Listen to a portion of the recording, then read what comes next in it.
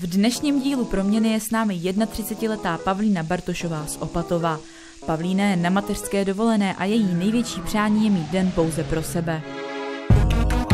Můj běžný den na mateřský vypadá tak, že většinou vstáváme kolem 7 ráno s dcerou, dáme si snídani, pak jsou takový ty klasický denní rituály, úklid, vaření, praní. Dalším členem Pavlíny rodiny je i pejsek, s kterým spolu s dcerou chodí na procházky.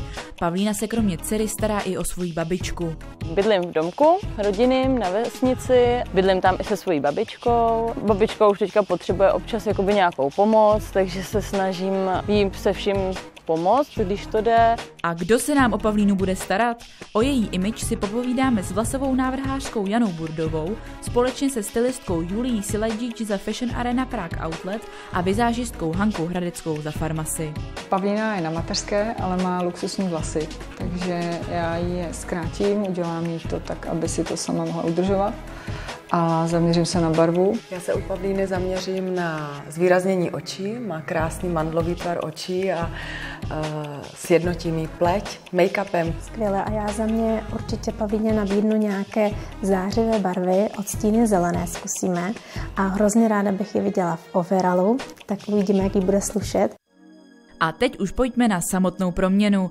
Pavlína má velmi dlouhé vlasy a o ty se jí spolu s Janou Burdovou postará její kolegyně Petra a Eliška.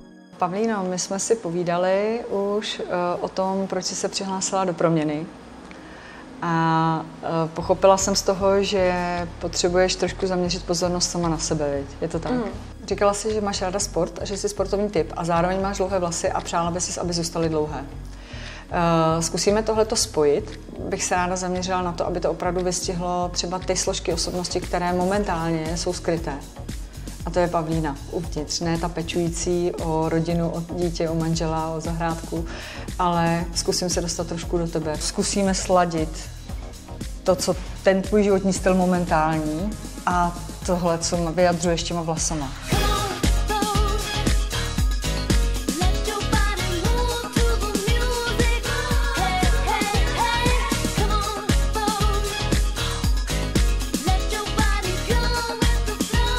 Pavlíně se nejdříve sestříhaly vlasy bez ubrání hustoty, ale s efektem prodloužení obličeje. Pavlína nemá barvené vlasy a cílem vlasových návrhářů bylo je zvýraznit. Nejdřív je zesvětlili, aby se vytvořil prostor pro pigment a následně se dělala baléáž. Barvy se vybíraly podle barvy pleti a očí. Máte smíšenější pleť, takže tam má tendenci se zanášet, takže si určitě ukážeme nějaké čištění, kterým si tedy ráno i večer vyčistíte pleť. Když si tu pleť správně opečujete a je to opravdu rychlý, to mi věřte, a pak dáme lehký make-up, tak ten make-up se pak bude i chovat na té pleti mnohem líp. Když byste měla kouzelnou hůlku a chtěla byste něco zvýraznit na svém obličeji, co by to bylo? Oči. Oči?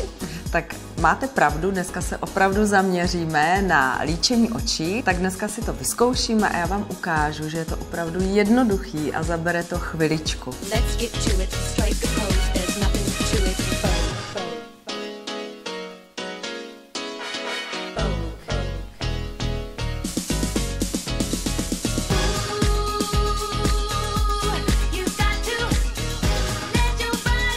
A aby byla proměna kompletní, vrhneme se na vybírání vhodného oblečení.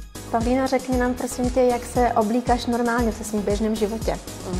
Tak převážně nosím hlavně veškeré jakoby sportovní věci, takže legíny, kraťasy. Tak v šatníku naší zrovna Pavlíny bych určitě doporučila, aby byly nějaké zkrácené bundičky nebo potom i vypasovaná sukně, ale já bych i doporučila potom třeba na podzim nějaký kabát, který bude delší až ke kotníkům nebo klídku. Jako první outfit jsme teda vybrali takhle printované kalhoty.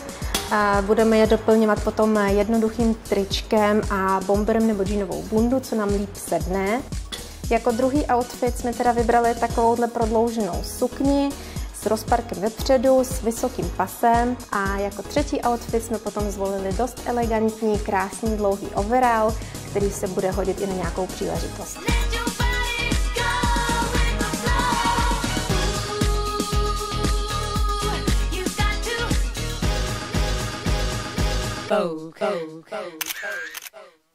Sometimes I get a little too hurt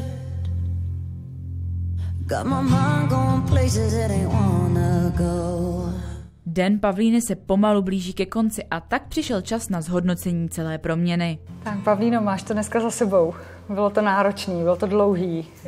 Vím, že máš tady malé dítě, takže už se těšíš domů. Ale přesto se tě chci ještě zeptat, jak jsi to užila a jak se cítíš. Co se ti líbilo nejvíc na proměně? Tak jakoby nejvíc se mi líbily asi vlasy, nebo to byl i jakoby takový hlavní důvod, proč jsem semka vlastně šla. A musím říct, že celý ten den byl moc krásný.